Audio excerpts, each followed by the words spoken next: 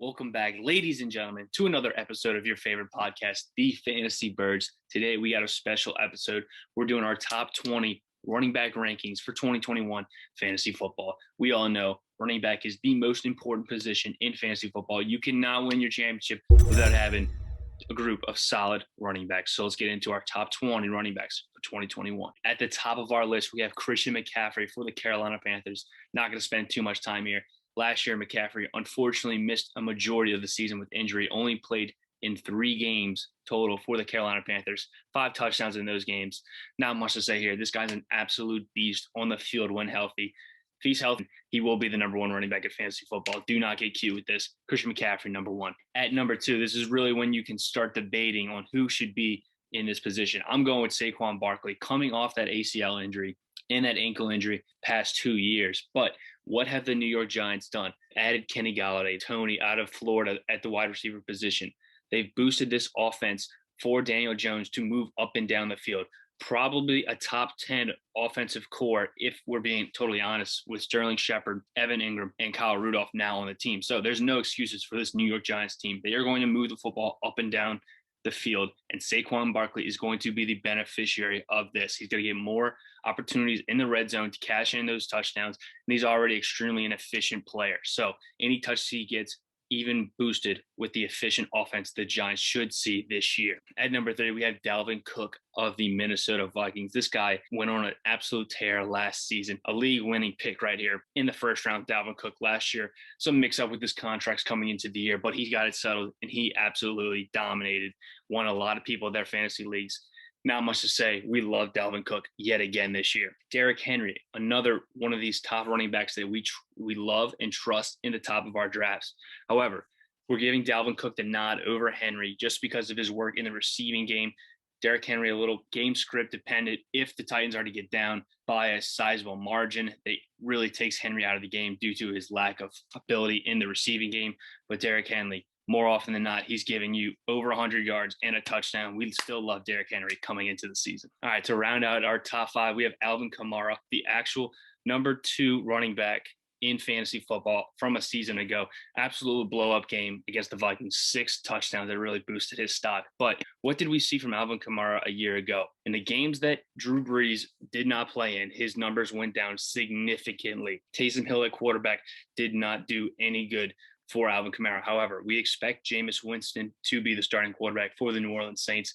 That should be an upgrade to Taysom Hill for Alvin Kamara. We expect him to get that work in the receiving game and the running game, split carries with Latavius Murray, but still be that number 1 running back that we've seen for the past 3 years for the New Orleans Saints. So we still love Alvin Kamara, but we do think he's going to take a slight hit with Drew Brees not being the quarterback anymore, no longer being the check down guy, no longer having those angle routes, those option routes for Alvin Kamara and Drew Brees together. So slight hit for Alvin Kamara, but we still love him coming into the season. All right, at number 6, you got Ezekiel Elliott for the Dallas Cowboys.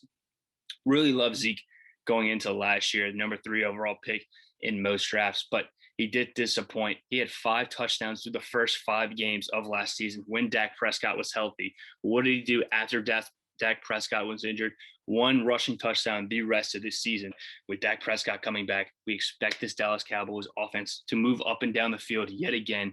Zeke Elliott still getting those rushing touchdowns inside the 5-yard line, but we do expect Tony Pollard to play even more of a factor as he has the past couple of seasons. So Tony Pollard working in with Zeke. We expect a slight downgrade, but with Dak Prescott coming back, we're still going to see those touchdown numbers increase from a year ago. Zeke Elliott still a bona fide RB1 going forward. At number 7, we got Nick Chubb for the Cleveland Browns. Last year, missed 4 games in the regular season with an injury, but in the 12 games he did play, he put up 12 touchdowns. Absolutely insane production from Nick Chubb. Over 100 yards in every game the past 6 games of the regular season. Dominated in the end of the regular season after that injury. Kareem Hunt didn't really play too much of a factor into his value. They kind of share value as that Cleveland Browns run offensive line rated number 1 in the National Football League. Any running back behind that line is going to do exceptionally well, and Nick Chubb is a very talented running back, so he is going to eat yet again. We love Nick Chubb this season. After Nick Chubb, we got Aaron Jones for the Green Bay Packers. Re-signing in Green Bay, a lot of people didn't know where he was going to end up. He ends up coming back to Green Bay to play alongside Aaron Rodgers, potentially. We'll see how that makes up. Jamal Williams, no longer with this team, could provide Aaron Jones for even more opportunity, but A.J. Dillon is going to be a factor for this team. So we expect Aaron Jones to have similar value where he was last year. Nothing crazy. We still think A.J. Dillon will recoup some of Jamal Williams' touches. At number 9, we have Austin Ekeler of the Los Angeles Chargers. Getting injured a year ago was heartbreaking for a lot of people that picked Austin Ekeler. This guy was bound to have a breakout season, and he really did perform extremely well. Being a receiving back for Justin Herbert in this Charger team, he excelled in this role. Many catches, especially in PPR leagues. His value bumps up significantly. 6 or 7 targets and receptions a game you can expect from Austin Ekeler. The only limit to his game is that touchdown production. They did look to go to other running backs inside the 5-yard line, but Austin Ekeler, his value in the receiving game and the running game, just an efficient runner, going to lead him to be an RB1 coming into the 2021 season.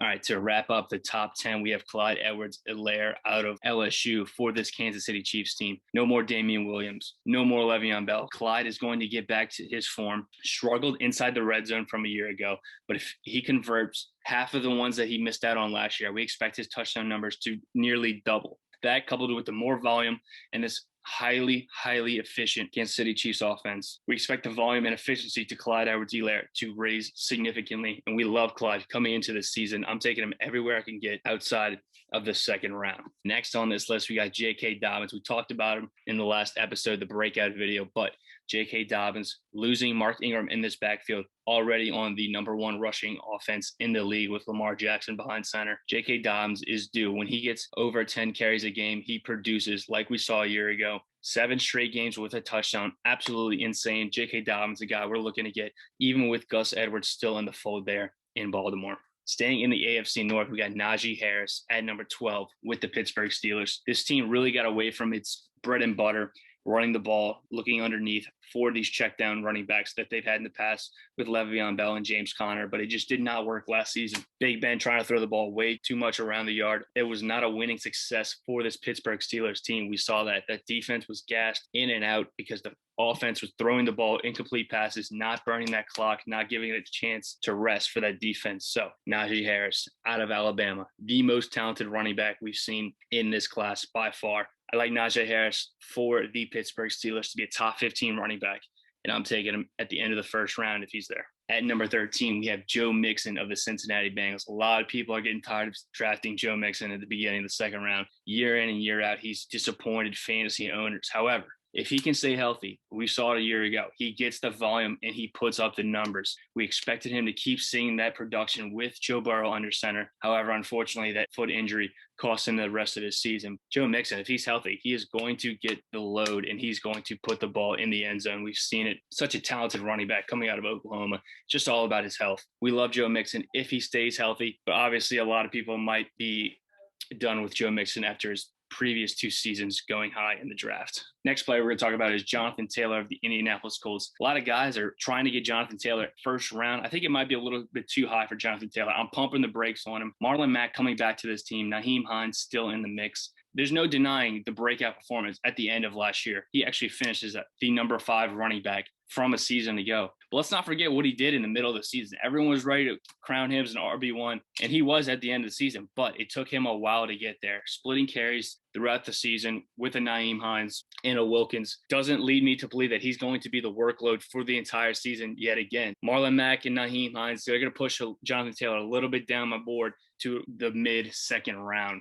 After Jonathan Taylor, we have David Montgomery of the Chicago Bears. Not much to say here. Absolute dominating performance towards the end of last season. Justin Fields, an upgraded quarterback, should open up some holes for David Montgomery. Tariq Cohen is coming back. He's going to vulture some of that receiving work for David Montgomery. Okay, wrapping up our top 20 running backs, we have Cam Akers and Antonio Gibson. Unbelievable rookie seasons. Cam Akers took him a while to get going, but once he got that workload from Sean McVay, he absolutely ran with it and dominated. Key to Cam Akers having another extremely dominant season is that workload. So if Sean McVay gives it to him, he's going to be a top 10 running back. We just don't know, and we can't trust it for that Los Angeles Rams team. Antonio Gibson for the Washington football team. 13 touchdowns from a year ago. He's not going to be able to duplicate those numbers. However, he is going to carry the ball. They kind of eased him into that offense, so to speak, early in the season, but he really took over as that number 1 running back for the football team. We expect them to play defense and run the football under Ron Rivera going forward. We like Antonio Gibson this season. Next guy we're going to talk about is DeAndre Swift of the Detroit Lions. The only thing holding DeAndre Swift back, let's be real, is this offense. However, his work in the receiving game should propel him to be a top 20 running back as long as he stays healthy. Running the ball, extremely talented runner. Catching the ball, even more talented. We love him in open space. I'm taking DeAndre Swift. He's there. Next guy we want to talk about is Josh Jacobs of the Las Vegas Raiders. Very disappointing from a season ago.